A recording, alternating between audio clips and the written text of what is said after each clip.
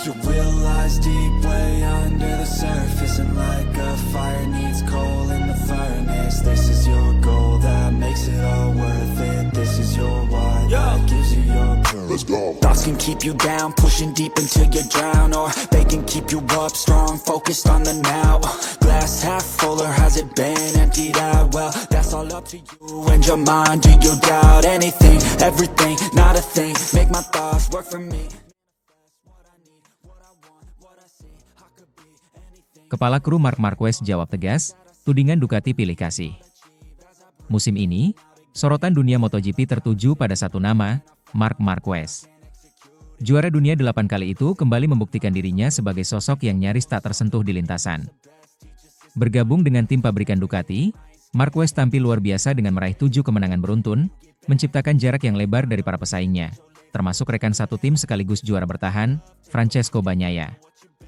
Padahal, jika menilik awal musim, baik Marquez maupun Bagnaia sama-sama mengalami kesulitan beradaptasi dengan motor baru Ducati Desmosedici EP25. Namun, seiring berjalannya waktu, Marquez perlahan menemukan ritme terbaiknya, sementara Bagnaia justru terlihat kehilangan arah. Dalam 2 seri terakhir di Red Bull Ring dan Balaton Park, Bagnaia hanya mampu finish di posisi 8 dan 9. Sebuah penurunan performa yang cukup mencolok bagi pebalap yang tahun lalu begitu dominan. Sementara itu, Marquez justru tampil seolah tanpa celah. Ia kini telah mengumpulkan 455 poin, unggul jauh dari Bagnaia yang berada di peringkat ketiga klasemen dengan 228 poin. Dengan 8 seri tersisa, hanya keajaiban yang bisa menghentikan Marquez dari merebut gelar juara dunia ketujuhnya di kelas Premier. Dominasi Marquez yang begitu mencolok ini tak pelak memunculkan spekulasi. Beberapa kalangan mempertanyakan apakah ada perlakuan khusus yang didapat Marquez dari Ducati, termasuk rumor bahwa ia menyimpan data rahasia mengenai performa EP25. Data yang konon tidak dibagikan kepada rekan-rekannya, termasuk Bagnaia. Namun isu tersebut langsung ditepis keras oleh Marco Rigamonti, kepala mekanik Marc Marquez. Dalam wawancara dengan media Spanyol Diario AS, Rigamonti menegaskan bahwa Ducati tidak mengenal sistem informasi tertutup di antara pebalapnya. Kami, sebagai tim, selalu bekerja sama dan saling membantu. Tidak ada yang disembunyikan, ujar Rigamonti. Menurut Rigamonti, justru keterbukaan dalam berbagi data antar timlah yang menjadi kunci kesuksesan Ducati selama beberapa musim terakhir. Jika Ducati bisa mendominasi sampai sejauh ini, itu karena semua pebalap saling berbagi informasi. Kalau ada rahasia antar pebalap, Ducati pasti berada di level yang jauh lebih rendah dari sekarang, tambahnya. Pernyataan tersebut sekaligus membantah teori konspirasi yang menyebut bahwa Ducati memihak Marquez atau menyembunyikan data teknis tertentu dari Bagnaia. Meski Marquez tampil superior, namun tak bisa dipungkiri bahwa secara keseluruhan, performa tim-tim pengguna motor Ducati tampak sedikit menurun dalam beberapa balapan terakhir. Alex Marquez, saudara kandung Marc yang membela tim Gresini Ducati, hanya finish di posisi 10 dan 14 dalam 2 race terakhir. Bahkan, pebalap-pebalap dari tim satelit lainnya juga kesulitan menembus 5 besar. Satu-satunya rider Ducati selain Marc yang mampu bersinar adalah Fermín Aldeguer. Pebalap muda asal Spanyol itu berhasil naik podium dalam 3 balapan terakhir, menjadi fase di tengah penurunan performa beberapa rider Ducati lainnya. Kondisi ini memunculkan pertanyaan, apakah Ducati mulai kehilangan dominasinya sebagai pabrikan terkuat musim ini? Ataukah justru ini adalah momen di mana hanya pebalap dengan kemampuan adaptasi ekstrim seperti Marquez yang bisa bertahan? Performa Marc Marquez musim ini bukan hanya soal teknologi Ducati. Lebih dari itu, ini adalah kisah tentang mental juara, pengalaman, dan kecerdasan membaca situasi. Dalam balapan modern yang sangat mengandalkan data, perangkat elektronik, dan strategi, tetap dibutuhkan naluri balap yang tajam dan itulah yang dimiliki Marquez. Marc berhasil menaklukkan EP25 bukan dengan cara yang instan. Ia mengakui bahwa butuh waktu dan kerja keras untuk memahami karakter motor yang memiliki tenaga besar dan sistem aerodinamika yang kompleks itu. Namun saat sudah menemukan celahnya, ia langsung tancap gas dan meninggalkan para pesaingnya. Sementara Bagnaia, meskipun berstatus juara bertahan dan memiliki pengalaman lebih lama dengan Ducati, terlihat belum mampu menemukan konsistensi.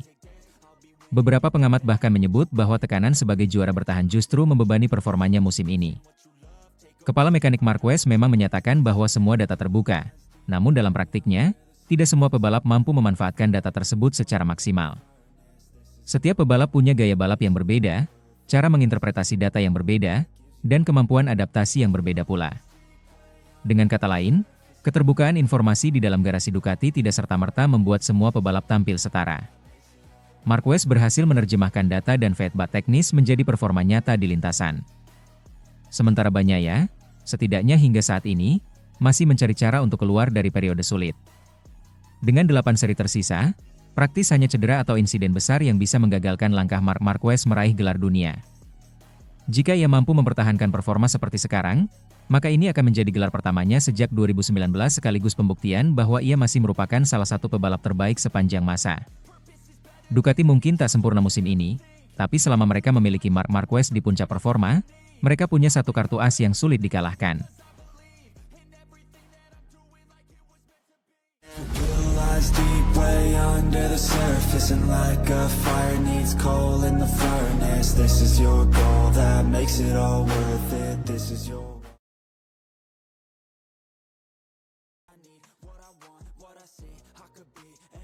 Rossi, Marquez akan damai? Loris Capirossi ungkap kunci menghapus dendam di balik rivalitas panas MotoGP. Dunia MotoGP selalu diwarnai oleh kisah rivalitas legendaris. Dari era Mick Doohan versus Alex Criville, hingga Jorge Lorenzo versus Valentino Rossi. Namun, sedikit yang menyita perhatian publik sekuat konflik antara dua ikon lintasan, Valentino Rossi dan Marc Marquez.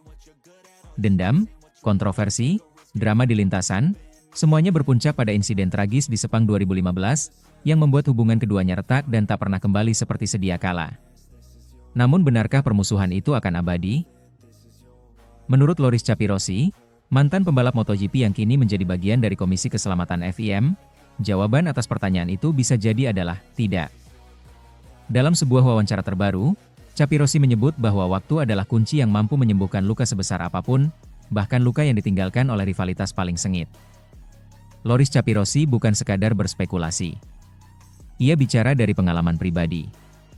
Tahun 1998, ia terlibat dalam salah satu drama paling ikonik di kelas 250cc. Kala itu, ia bersaing memperebutkan gelar dunia bersama Tetsuya Harada dan seorang pembalap muda bernama Valentino Rossi. Ketiganya sama-sama membela tim Aprilia. Menuju seri penutup di Argentina, Capirossi unggul tipis dengan selisih 4 poin.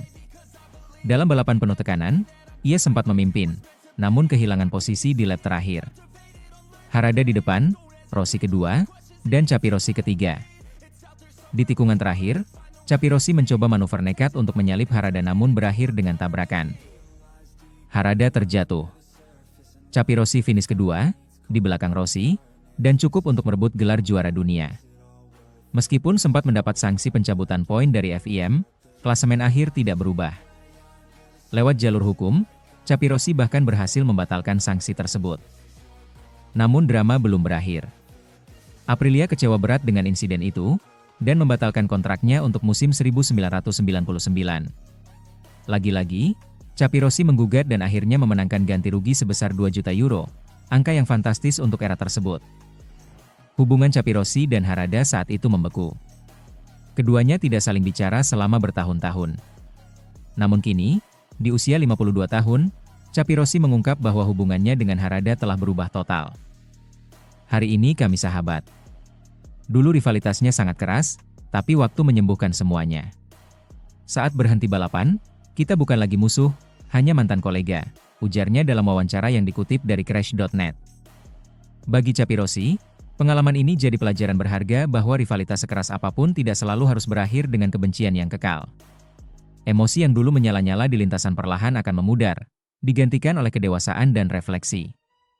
Berangkat dari pengalaman pribadinya, Capirossi percaya bahwa hal yang sama bisa terjadi antara Valentino Rossi dan Marc Marquez. Ia menyebut bahwa cepat atau lambat, hubungan mereka akan mencair. Cepat atau lambat mereka juga akan berhenti berseteru. Lihat saja dengan Casey Stoner atau Jorge Lorenzo. Dulu mereka rival berat Rossi, tapi sekarang bisa tertawa bersama. Rossi bahkan mengundang mereka ke range-nya. Dengan Max Biaggi pun, mereka sekarang bisa bercanda tentang masa lalu. Waktu akan menata semuanya, katanya. Rossi dan Marquez mungkin belum sampai pada tahap itu, apalagi luka yang ditinggalkan setelah insiden Sepang 2015 dan kontroversi berikutnya terlalu dalam. Namun dalam kacamata Capirossi, proses penyembuhan bukan tidak mungkin, hanya butuh waktu dan ruang. Ia pun mengakui, mungkin Rossi dan Marquez tidak akan menjadi sahabat karib seperti dirinya dan Harada. Namun bukan berarti mereka akan terus bermusuhan. Mungkin tidak akan jadi persahabatan seperti saya dan Harada, tapi waktu tetap akan meringankan semua ketegangan, tutupnya. Rivalitas Rossi dan Marquez memang lebih dari sekadar persaingan di lintasan. Banyak penggemar MotoGP yang membela salah satu pihak, menciptakan polarisasi yang tajam. Bahkan setelah Rossi pensiun, sentimen terhadap Marquez di kalangan fans garis keras tetap terasa. Namun dunia balap bukanlah tentang kebencian yang abadi. Di balik helm dan setelan balap, mereka hanyalah manusia biasa dengan ego, ambisi, juga rasa sesal.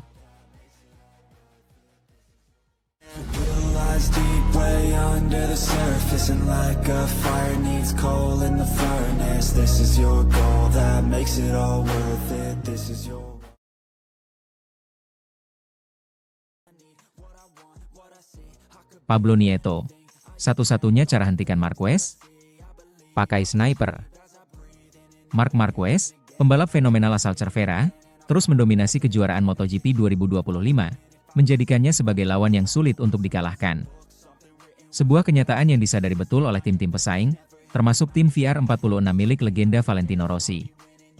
Namun, meskipun ada momen-momen gemilang seperti yang ditunjukkan oleh para pembalap VR46 pada balapan sprint di Balaton Park, keberuntungan tak selalu berpihak, dan masalah teknis menghancurkan harapan mereka.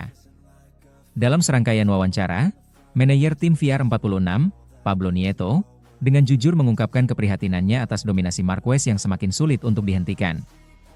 Bahkan, dalam pernyataannya yang sarkastis, Nieto memberikan jawaban yang cukup mengejutkan ketika ditanya tentang cara menghentikan Marquez. Pakai sniper, ujarnya dengan nada yang penuh canda, namun ada kejujuran di balik kata-kata tersebut.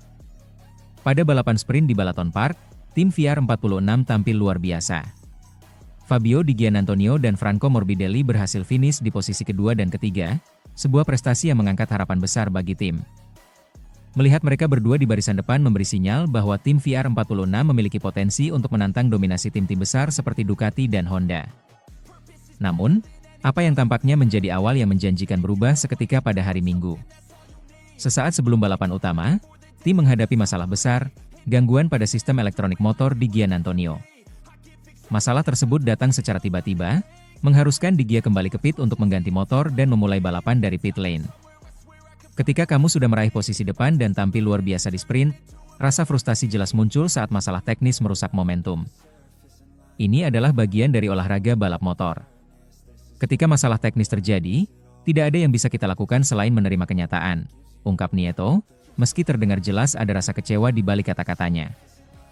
Kami tampil sangat baik pada hari Sabtu. Kami berada di posisi kedua dan ketiga, dan seharusnya bisa mendapatkan hasil yang lebih baik di hari Minggu. Tapi, kami tidak bisa berbuat apa-apa ketika masalah teknis datang. Situasi yang dihadapi di Giannantonio menggambarkan betapa rumitnya dunia balap motor. Meskipun terlihat seperti kesalahan kecil atau hal yang bisa diperbaiki, masalah elektronik bisa mengubah segalanya. Kami telah berusaha memperbaiki masalah dengan bantuan tim Ducati, tetapi tetap tidak berhasil. Kami hanya bisa mempersiapkan diri untuk balapan berikutnya, tambah Nieto. Franco Morbidelli, yang berhasil finish di posisi ke-6, menjadi salah satu titik terang di tengah kekecewaan tersebut. Bagi Nieto, meskipun posisi tersebut mungkin tidak maksimal, tetap ada kebanggaan tersendiri karena Morbidelli mampu menjaga konsistensi dan melanjutkan perjuangan tim. Tentu saja, kami selalu menginginkan lebih, tetapi hasilnya tetap menunjukkan bahwa kami berada di jalur yang benar, kata Nieto dengan optimisme. Namun, yang menjadi sorotan utama adalah penampilan luar biasa Marc Marquez. Dengan motor Honda yang kembali kompetitif, Marquez tampak tak tertandingi. Tak hanya itu, dia juga berhasil menyapu bersih kemenangan di 7 seri berturut-turut, mengalahkan pesaing-pesaingnya di balapan sprint dan balapan utama pada hari Minggu. Ketika ditanya oleh seorang jurnalis asal AS tentang bagaimana cara menghentikan Marquez, Nieto tidak bisa menahan tawa dan menjawab dengan sarkastis, pakai sniper. Meskipun jawaban tersebut diucapkan dengan nada canda, ada elemen kebenaran di baliknya. Marquez memang sedang berada dalam bentuk terbaiknya, dengan kecepatan dan ketahanan fisik yang luar biasa. Selain itu, kemampuannya untuk bertarung dalam berbagai kondisi membuatnya sangat sulit untuk dikalahkan, apalagi dengan motor yang sangat stabil. Namun, Nieto menekankan bahwa fokus utama bagi tim VR46 adalah untuk tetap berkonsentrasi pada balapan mereka sendiri, tanpa terobsesi dengan Marquez. Kami tidak boleh terobsesi dengan Marquez. Yang terpenting adalah terus memperbaiki diri dan mempersiapkan tim untuk menghadapi balapan berikutnya, tambahnya. Ini adalah strategi yang sangat bijaksana, karena dalam balapan seperti MotoGP, konsistensi dan fokus pada tujuan jangka panjang seringkali lebih penting daripada hanya sekadar mengejar satu pembalap. Dengan motor Ducati spek pabrikan yang mereka miliki, harapan tinggi terus disematkan kepada Di Giannantonio dan Morbidelli. Namun, semakin sulit untuk mengalahkan Marquez, yang kini menunjukkan level kecepatan yang sulit dijangkau oleh siapapun di grid. Kemenangan demi kemenangan yang diraih Marquez di berbagai seri memberikan gambaran jelas tentang betapa dominannya dia saat ini. Bahkan, sejumlah pembalap top lainnya pun kesulitan untuk menghadapi agresivitas dan ketangguhan Marquez di setiap balapan. Namun, dunia balap motor selalu penuh kejutan. Setiap seri bisa saja menjadi titik balik, dan kesalahan teknis atau insiden di lintasan bisa mengubah jalannya kejuaraan. Tim VR46 dan para pembalapnya tahu bahwa mereka harus terus berusaha, meskipun jalan untuk menghentikan Marquez bukanlah hal yang mudah. Pablo Nieto, dengan pengalaman panjangnya di dunia balap, tahu betul bagaimana kerasnya persaingan ini. Saat ini, Marquez memang sulit untuk dihentikan, tapi ini adalah bagian dari balapan. Kita tidak tahu apa yang akan terjadi di masa depan, dan kita harus terus berusaha untuk menjadi lebih baik setiap harinya, ujar Nieto menutup percakapan.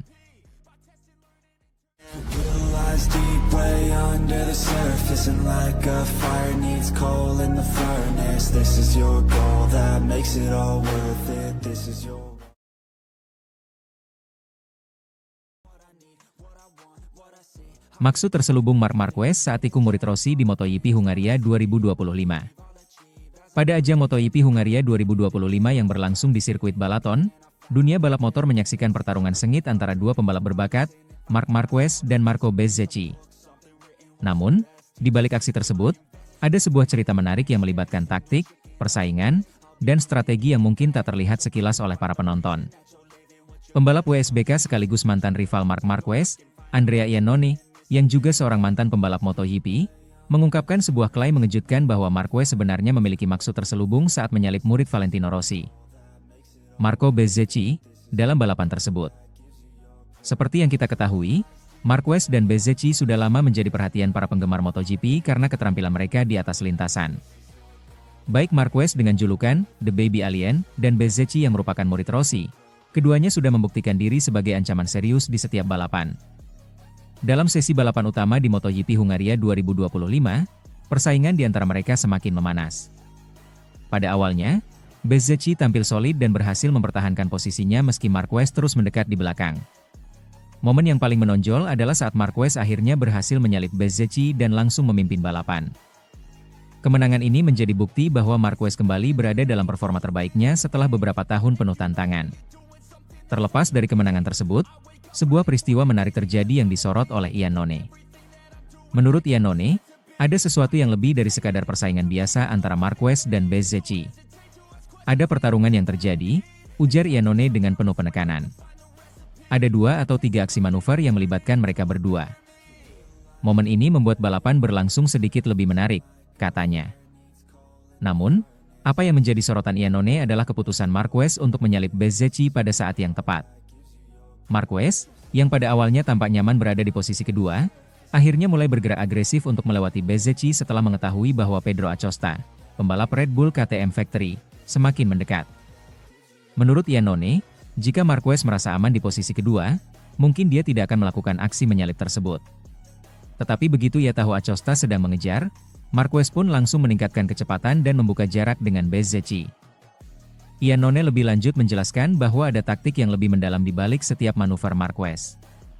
Faktanya, Marquez menyalip Bezzecchi karena Acosta sedang berusaha mengejar dari posisi 3. Dia sudah semakin dekat, ungkap Iannone. Ini mengindikasikan bahwa Marquez tidak hanya fokus pada Bezzecchi, tetapi juga pada ancaman yang lebih besar di belakangnya. Dengan mengetahui bahwa Acosta akan segera mengejar, Marquez memutuskan untuk melewati Bezzecchi dan memperpanjang jarak, sekaligus mengamankan posisinya. Namun, menurut Iannone, tidak mudah bagi Marquez untuk melakukan hal ini. Dibutuhkan beberapa putaran untuk benar-benar menyalip Bezzecchi, dan walaupun harus berjuang keras, Marquez akhirnya berhasil melakukan aksi tersebut dengan sangat mudah dan mengamankan posisi terdepan.